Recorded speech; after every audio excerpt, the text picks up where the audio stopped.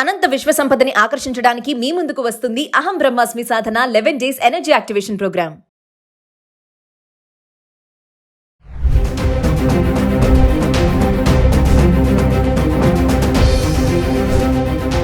నమస్తే, welcome back to Suman TV. ప్రస్తుతం మనతో పాటు ఉన్నారు అనలిస్ట్ మందర కృష్ణారెడ్డి గారు. నమస్తే సార్. నమస్తే అమ్మా. సార్, కర్ణాటక ధర్మస్థల మంజునాథ టెంపుల్ది మనం ఒక వీడియోలో మాట్లాడుకున్నాం ఆల్రెడీ. అమ్మాయిలు, మహిళలు, అస్థిపంజరాలు, అసలు అంటే పవిత్రమైన స్థలం అనుకుంటున్నటువంటి ఆ ప్లేస్లో, టూరిస్ట్ ప్లేస్లో ఇలాంటి జరగడం అనేది చాలా దారుణం. మరి ఇప్పుడు రంగంలోకి సిట్ అధికారులు కూడా రావడం జరిగింది అంటున్నారు. ఒక్కసారి దాని గురించి మాట్లాడుకుందాం. మనం ఈ మధ్యనే దీని గురించి చర్చించుకున్నాం. ధర్మస్థలం ఒక పుణ్యక్షేత్రం. రోజు కొన్ని వేలాది మంది భక్తులు అక్కడికి వస్తుంటారు. అక్కడ మంజునాథ స్వామిని దర్శించుకొని చాలా సంతోషపడతారు. ఈ మంజునాథ స్వామి పరమశివుడి భక్తుడు, కానీ గుడి నిర్మించింది వైష్ణవ భక్తులు. దీని గుడిని నిర్మించారు. అక్కడ ఉన్నది శివుడు. మంజునాథుడు అంటే శివుడే. శివుడు. కానీ దాన్ని ఇప్పుడు నిర్వహిస్తున్న వాళ్ళు ఎవరంటే జైన మతస్థులు. ఇది విచిత్రమైన కాంబినేషన్. సహజంగా వైష్ణవ భక్తులు ఎవరు కూడా శివుడి ఆలయం నిర్మించే ప్రయత్నం చేయరు. శివుడి ఆలయాన్ని జైన మతస్థులు ఎవరు కూడా నిర్వహించే ప్రయత్నం చేయరు. ఇది మన హిందూ దేశంలో ఒక విచిత్రమైన పరిస్థితిగానే చెప్పాలి. గతంలో ఎప్పుడు ఇట్లాంటి మనం ఎప్పుడు విని ఉండవు. ఇక్కడ జరుగుతున్న అకృత్యాలు 1983 నుంచి తీసుకుంటే 1983లో 4 మిస్సింగ్ కేసులు ఇక్కడ నమోదయ్యాయి. వయసులో ఉన్న అమ్మాయిలు, అప్పుడప్పుడే యవ్వనంలో అడుగు పెడుతున్న అమ్మాయిలు 4 మిస్ అయినట్టుగా 1983లో మొట్టమొదటిసారిగా పోలీస్ స్టేషన్లో కేసులు నమోదయ్యాయి. అక్కడ నుంచి ప్రతి సంవత్సరం ఆ సంఖ్య పెరుగుతూనే ఉంది. వందల సంఖ్యలో వచ్చేటువంటి పరిస్థితి ఏర్పడింది.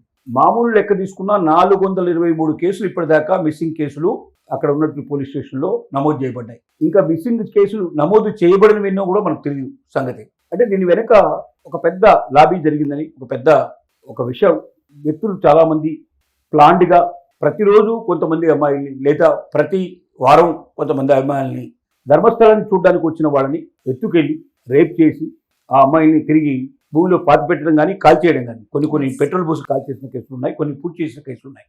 మరి అవకాశం దొరక్క కాల్చేయడానికి అవకాశం లేకపోవడం వల్ల పూర్తి చేశారా? జనరల్గా మరి కాల్చేయడం వల్ల అయితే ఇంకా అసలు ఆనవాళ్ళు కూడా దొరికే పరిస్థితి ఏర్పడుతుంది. పూర్తి చేయడం వల్ల ఆనవాళ్ళు దొరికే పరిస్థితులు ఉన్నాయనేది ఆలోచన లేకుండా చేశారా? అది కాలానికి తెలియాలి, మనకు పూర్తిగా తెలియదు. దీని గురించి ఎవరు బయట ఎందుకు పెట్టలేదంటే అందరూ భయపడ్డారు. దీని గురించి ఎవరికి తెలియదని చెప్పడానికి వీల్లేదు. ఎందుకంటే ఆ శవాన్ని పూర్తి చేయటువంటి కార్యక్రమం తను చేయలేరు కాబట్టి, ఎట్లయినా వాడు చేయరు కాబట్టి ఎవరో పని వాళ్ళకి అప్పచెప్పి ఉంటారు. ఆ పని వాళ్ళు ఏమిటంటే వాళ్ళు అడుగులకు మడుగులు వచ్చేవాళ్ళు, వాళ్ళంటే భయపడేవాళ్ళు. ఆ విషయం ఎక్కడ బయట పెట్టలేదు. ఇందులో ఒక పారిశుద్ధ కార్మికుడు ఆ పని చేశాడు. తన చేతుల మీదుగానే 100 శవాన్ని అతను పూర్తి చేసినట్టుగా, కాల్ చేసినట్టుగా చెప్పాడు. అతనికి ఎందుకో పాలకవర్గానికి మధ్యలో విభేదాలు వచ్చాయి. తను ఈ విషయాలు ఎక్కడైనా బయట పెడతారని అనుమానం వచ్చి వాళ్ళ అమ్మాయిలను కూడా వేధించడం ప్రారంభించారని తర్వాత అతను ఇచ్చిన స్టేట్మెంట్లో ఉంది. దానికి భయపడి అతని కుటుంబాన్ని తీసుకుని అతను పారిపోయాడు. 10 ఏళ్ల పాటు ఊళ్ళో లేకుండా వెళ్ళిన తర్వాత 10 ఏళ్ల తర్వాత అతను వాపసు వచ్చి, అంటే అక్కడ గవర్నమెంట్ మారింది. అంత ముందున్న గవర్నమెంట్ కాకుండా ఇప్పుడు గవర్నమెంట్ వచ్చింది, కొత్త గవర్నమెంట్, కొత్త పార్టీ వచ్చింది కాబట్టి ధైర్యంగా వచ్చాడు. మరి దానికి కారణాలు ఏమిటో పరిస్థితులు మనకు తెలియదు. వచ్చి అతను జడ్జిల ముందు చెప్పాడు ఈ విషయాలు. నాకు తెలుసు ఇలా జరిగింది, నా కళ్ళెదురు జరిగిందంటే ఇప్పుడు సిట్ వేశారు, స్పెషల్ ఇన్వెస్టిగేషన్ టీం. దీనికోసం ప్రత్యేకంగా ఏర్పాటైంది. వాళ్ళు ఎంక్వైరీ మొదలుపెట్టారు. మరి వాళ్ళు కూడా పాలకవర్గానికి అనుకూలంగా మారిపోతారా? ఎందుకంటే 1983 నుంచి 2025 అంటే ఈ కాలంలో 25, 10, 35, 42 సంవత్సరాల సుదీర్ఘమైన టైం. స్వాతంత్రం వచ్చిన తర్వాత ప్రభుత్వాలు ప్రజాస్వామ్యంలో మనం బతుకుతున్నప్పుడు ఎన్నో గవర్నమెంట్ వచ్చిపోయినవి. అయినప్పటికీ 42 సంవత్సరాల నుంచి నిరాఘాటంగా ఆడపిల్లలు మిస్ అవుతున్నారు. వాళ్ళని అనుభవించి వాళ్ళని భూమిలో పాతేయడం లేకపోతే కాల్చేయడం చేస్తున్నటువంటి అకృత్యం జరుగుతుందంటే 42 సంవత్సరాల పాటు ఎవరికి తెలియకుండా, ఎవరికి కేసు రాకుండా, ఎక్కడ అనుమానం రాకుండా ముందుకు తీసుకెళ్లాలంటే మామూలు విషయం కాదు. అంటే ఎంత సమర్థత ఉన్నవాడు అవతల వాళ్ళు, ఈ పని చేసేవాళ్ళు, ఈ అకృత్యానికి పాల్పడేటువంటి వాళ్ళు ప్రభుత్వాన్ని కూడా శాసించగలిగేటువంటి శక్తి సామర్థ్యాలు ఉన్నవాళ్ళైతేనే ఇది సాధ్యమవుతుంది. మరొక విషయం సార్, ఇక్కడ మహిళలు ఎక్కువ మంది అని అంటున్నారు కదా డెడ్ బాడీస్లో. అంటే అది టూరిస్ట్ ప్లేస్ కదా, అక్కడికి వచ్చే టూరిస్టులు కూడా అనుకోవచ్చా మనము? టూరిస్టుల్లోనే ఎక్కువ మంది ఉన్నారు. లోకల్ వాళ్ళకన్నా టూరిస్టులు ఎక్కువ మంది దాంట్లో ఉన్నారు. ఇప్పుడు లోకల్గా వాళ్ళైతే లోకల్ వాళ్ళ సంఖ్య చాలా తక్కువ లెక్కేస్తే. టూరిస్టుల్లోనే 423 మంది మేము టూరిస్టులుగా వచ్చాము, మిస్సింగ్ కేసులు మా వాళ్ళు కనబట్టలేదని చెప్పి ఇచ్చిన కేసులు ఇవి. ఇంకా లోకల్ వాళ్ళకి జరిగినటువంటి కేసులు ఇంకా ఎన్ని ఉన్నాయో మనకు తెలియస్తాం కదా. లోకల్ కేసులు కాకుండానే 423 కేసులు ఉన్నట్టుగా మనకు అర్థమవుతుంది.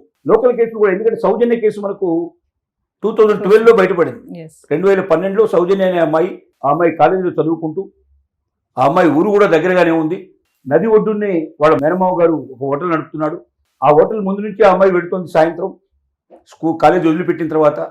అప్పుడప్పుడు హోటల్లోకి వచ్చి అమ్మాయి ఇష్టమైన టిఫిన్ తినేసి వెళ్తుంది.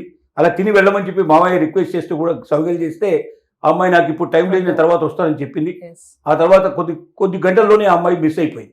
ఆ అమ్మాయి శవం అయితే రేప్ చేసినట్టుగా ఆనవాళ్ళు కనబడ్డాయి. అంటే లోకల్ వాళ్ళని కూడా వదిలిపెట్టలేదు వీళ్ళు, ఎస్ టూరిస్టులతో పాటు లోకల్ వాళ్ళని కూడా వదిలిపెట్టలేదు. ఆ సంఖ్య ఎంత ఉందో కూడా మనకు స్పష్టంగా తెలియదు. ఇంకా ఇలాంటివి అనేక రకాల అకృత్యాలు పడ్డారు. ఏది ఏమైనప్పటికీ సిట్టు నిజాలు నిగ్గు తేల్చాలని, ఇలాంటి సంఘటనలు మళ్ళీ భారతదేశంలో ఎక్కడా పునరావృతం కాకూడదని, పూర్వకాలంలో ఏదో రాజుల కాలంలో ఇలాంటివి జరిగేవి, కొంతమంది దొరల కాలంలో ఇలాంటివి జరిగేవి.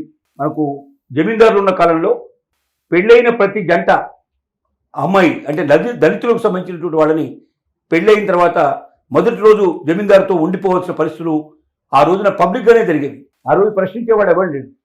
ఎందుకంటే ప్రభుత్వాలు వాళ్ళ చేతుల్లో ఉన్నాయి, వాళ్ళే ప్రభుత్వం కాబట్టి వాళ్ళు ఇష్టం వచ్చినట్టుగా చెలాయించారు. కానీ వాళ్ళ ప్రజాస్వామ్యంలో ఉన్నాం మనం. ఇలాంటి ఏ అకృత్యం జరగడానికి వీల్లేదు. ఒకరి ఇష్టం లేకుండా, ఒకరి అంగీకారం లేకుండా వాళ్ళ మీద చెయ్యి వేయడం కాదు కదా, వాళ్ళ వైపు సరిగ్గా చూడడానికి కూడా ఎవరికి హక్కు లేదు. ఇలాంటి పరిస్థితుల్లో కూడా ఇంత అకృత్యాలు, కొన్ని వందల మంది జీవితాలు నాశనం అయిపోయినాయి, శవాలుగా తేలారి పరిస్థితి ఏర్పడిందంటే ఇంతకన్నా ఘోరమైన సంఘటన స్వాతంత్రం వచ్చిన తర్వాత జరిగి ఉండదు బహుశా. కాబట్టి ఈ సంఘటనకు మునింపు జరగాలి. ఆ వ్యక్తుల్ని ఎంత ఘోరంగా శిక్షించాలంటే మళ్ళీ ఎవరైనా అలాంటి తలంపు తలిస్తే కూడా వెన్నులో వణుకొచ్చేటట్టుగా చేయగలిగే స్థితికి తీసుకురావాలని చెప్పి మనం కోరుకుంటున్నాం. Thank you.